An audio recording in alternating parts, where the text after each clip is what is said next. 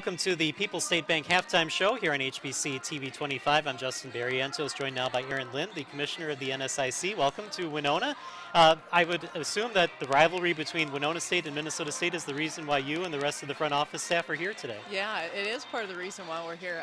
We actually got the opportunity to spend 2 hours pregame in the tailgate area and experiencing that Warrior pregame, and it was fantastic. We made it a little special day, told everyone, hey, bring your families, let's enjoy this together, and what an environment. I mean, look at these people. Yeah. This is great, and what a wonderful weather for football, and so far a pretty good game. So you give an A+ to the game day experience then? Oh my gosh, A+, for sure, for sure. You know, everyone has told me about it, and this is my first chance to really get here and do this, so I was really excited. And fantastic. I love the fan engagement pieces, and I love how it's incorporating everyone from the youth to alumni that maybe played here 50 years ago. So it's a pretty special deal. Is this kind of similar to the NSIC Day that was in St. Cloud a couple weeks ago? Yeah, kind of the same feel. So NSIC Day that we had a couple weeks ago, that's a strategic initiative that we have in our office, and we have just a couple of those events throughout the day, and throughout the year. We go out and we really talk about our brand and what's the Northern Sun, because people here in Winona, they know Winona State and they know the Warriors, right? But do you know what the Northern Sun is? So we just go tell our story and you know, share about what our mission is. And today was a little bit like that too, just a little less formal.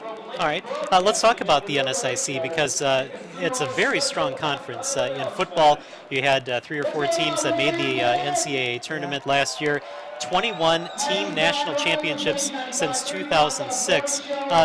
Talk about that and about, you know, just the overall strength of the conference. Yeah, it's unbelievable, and I always say we attribute the success to the people, right?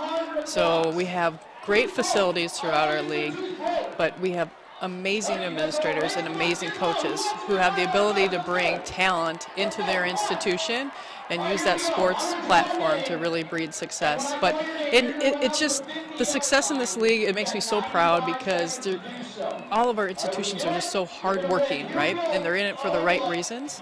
And when all those things come together, normally success happens. So it's been really, really fun to watch the growth in this league and watch a change over the past few years, but a lot of pride in the Northern Sun. And of course, you're a longtime member of that pride. You played your college ball at Southwest, played basketball, and then in 2001, you joined the conference. How did that come about that you joined the office of the conference? Yeah, it's kind of a fun story. So I was graduating and I had a degree in exercise science and business, and my athletic director at the time was Butch Raymond. And Butch said, hey, Erin, there's a job in the conference office that you should apply for. And I thought, oh, okay. So I did. And I was in the right place at the right time, surrounded by the right people. And I really spent my first 5 years in the league just learning all the different nuances of conference office responsibility, just kind of bring it on. Whatever they'd give me, I'd kind of tackle and do.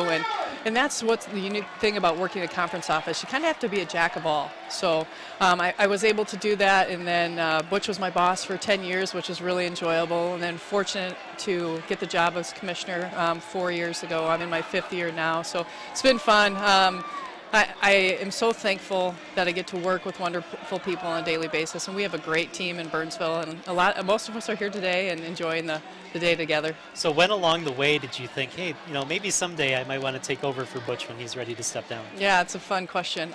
It's actually when my first son was born. When my first son was born, I thought, you know what, I want to make a difference. I want to make a difference in this league. I want to have the opportunity to take on that leadership role, and I was just really fortunate to work under Butch. He gave me so many opportunities, and I'll be forever thankful for those opportunities. But yeah, when my first son, Jake, was born, I thought, you know what, I can do this, and I want to do this, and I want to be a part of something special. All right, and then last question for you. I understand the strategic plan for the next 5 years is coming up for the NSIC. What can fans and schools expect in the next strategic plan? Movement forward, raising the bar, whether that means academic achievement, athletic achievement, but our goal is to make sure we're a Division II conference, that other Division II conferences in the country look at us and go, how are they doing that? So that's what we're reaching for. We have a great representation of our membership involved in strategic planning activities. So we look forward, this whole academic year, we're going through that, and then we'll roll it out in May. And it's our roadmap. It's how we continue to get better. So I'm looking forward to seeing what happens over the next 6 months into the next academic year. All right. Well, we appreciate the time, and thank you for joining us here Thanks today. for having me so much. All right. This is the People's State Bank Halftime Show here on TV 25. We'll take a break. Back with more on HBC right after this.